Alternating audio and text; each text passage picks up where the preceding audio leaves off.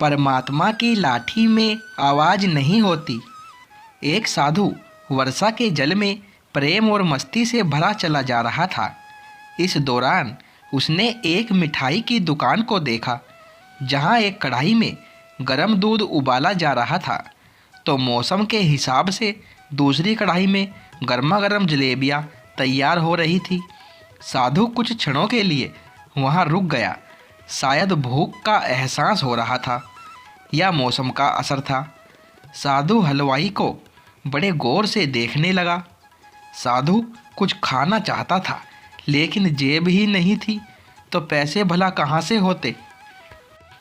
साधु कुछ पल हाथ सेकने के बाद चला ही जाना चाहता था कि नेक दिल हलवाई से रहा न गया और एक प्याला गरम दूध और कुछ जलेबियाँ साधु को दे दी। मलंग ने गरम जलेबियाँ गरम दूध के साथ खाई और फिर हाथों को ऊपर की ओर उठाकर हलवाई के लिए प्रार्थना की और आगे चल दिया। साधु बाबा का पेट भर चुका था। दुनिया के दुखों से बेपरवाह वो फिर एक नए जोश से बारिश के गंदे पानी के छींटे उड़ाता चला जा रहा था। ये इस बात से बेखबर था कि एक युवा नवविवाहित जोड़ा भी वर्षा के जल से बचता बचाता उसके पीछे चला आ रहा है। एक बार इस मस्त साधु ने बारिश के गंदीले पानी में जोर से लात मारी। बारिश का पानी उड़ता हुआ सीधा पीछे आने वाली युवती के कपड़ों को भिगो गया और उस औरत के कीमती कपड़े कीचड़ से लथपथ हो गए। उसके युवा पति से यह बात बर्दाश्त नहीं हुई, इसलिए वह आस्तीन चढ़ाकर आगे बढ़ा और साधु के कपड़ों को पकड़कर खींचकर कहने लगा, अंधा है, तुमको नज़र नहीं आता? तेरी हरकत की वजह से मेरी पत्नी के कपड़े गीले हो गए हैं और कीचड़ से भर गए हैं। साधु हक्का बक्का सा खड़ा था, जबकि इस युवा को साधु का चुप रहना नाखुशगवार गुजर रहा था। महिला ने आगे बढ़कर युवा के हाथों से साधु को छुड़ाना भी चाहा, लेकिन युवा की आंखों से निकलती नफरत की चिंगारी देख वह भी पीछे खिसकने पर मजबूर हो गई। राह चलते राहगीर भी उदासीनता से यह सब दृश्य देख रहे थे, लेकिन युवा के गुस्से को देखकर किसी में इतनी हिम्मत नहीं हुई कि उसे रोक पाते और आखिर जवानी के नशे में चूर इस युवक ने एक जोरदार थप्पड़ साधु के चेहरे पर जड़ दिया। बूढ़ा मलंग थप्पड़ की ताब ना झेलता हुआ लड़खड़ाता हुआ कीचड़ में जा गिरा। युवक ने जब साधु को नीचे गिरता देखा तो मुस्कुराते हुए वहां से चल दिया।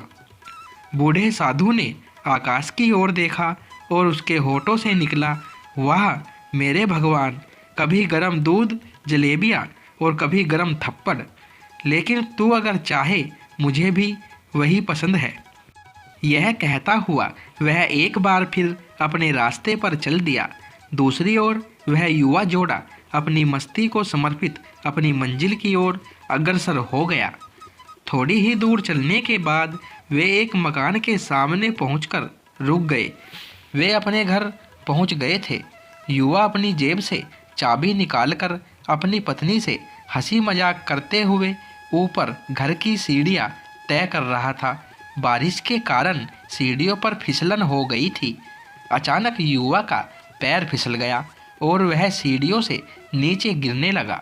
महिला ने शोर मचाकर लोगों का ध्यान पति की ओर आकर्षित करने लगी, जिसकी वजह से उसके संबंधी और दूसरे लोग तत्काल सहायता के लिए युवक की ओर लपके और अस्पताल ले गए।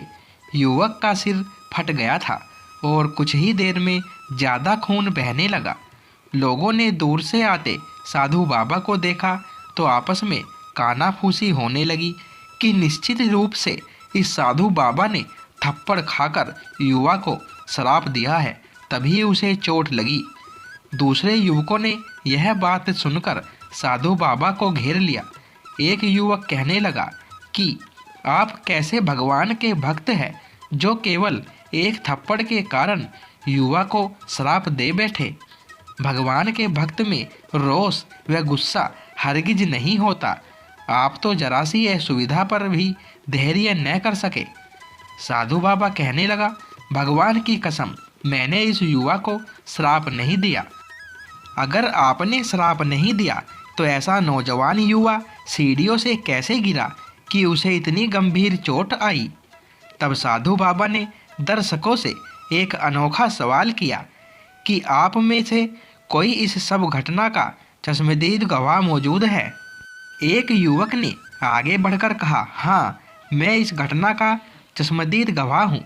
साधु ने अगला सवाल किया, मेरे कदमों से जो कीचड़ उछला था, क्या उसने युवा के कपड़ों को दागी किया था? युवा बोला, नहीं, लेकिन महिला के कपड़े जरूर खराब हुए थे।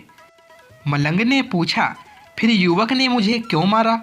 युवक कहने लगा, क्योंकि वह युवा इस महिला का प्रेमी था और यह बर्दाश्त नहीं कर सका कि कोई उसके प्रेमी के कपड़ों को गंदा करे, इसलिए उस युवक ने आपको मारा। युवक की बात सुनकर साधु बाबा ने एक जोरदार ठहाका बुलंद किया और यह कहता हुआ वहाँ से विदा हो गया। तो भगवान की कसम, मैंने श्राप कभी किसी को नहीं दिया, लेकिन कोई है जो मुझसे प्रेम रखता है। अगर उसका यार सहन नहीं कर सका तो मेरे यार प्रभु को कैसे बर्दाश्त होगा कि कोई मुझे मारे। मेरा यार इतना शक्तिशाली है कि दुनिया का बड़े से बड़ा राजा भी उसकी लाठी से डरता है। सच है, उस परमात्मा की लाठी दिखती नहीं और आवाज़ भी नहीं करती, लेकिन पड़ती है तो बहुत दर्द देती है। अपने धन, यौवन और पद का अहंकार दूसरों को चोट पहुंचाने का कारण बनता है, किंतु जब समय का चक्र हमारी तरफ घूमता है तो हमारा कष्टों का दौर शुरू हो जाता है। हमारे कर्म ही हमें उसकी लाठी से बचाते हैं। बस कर्म अच्छे होने चाहिए। किसी को भी चोट पहुंचाना खुद चोट खाने की तैयारी करना है। हमें अपने गलत कर्मों से डरना चाहिए, क्योंकि ईश्वर की लाठी में आवाज़ नहीं होती है। दोस्तों, वीडियो पसंद आई हो तो वीडियो को लाइक करें, शेयर करें और चैनल को सब्सक्राइब करें।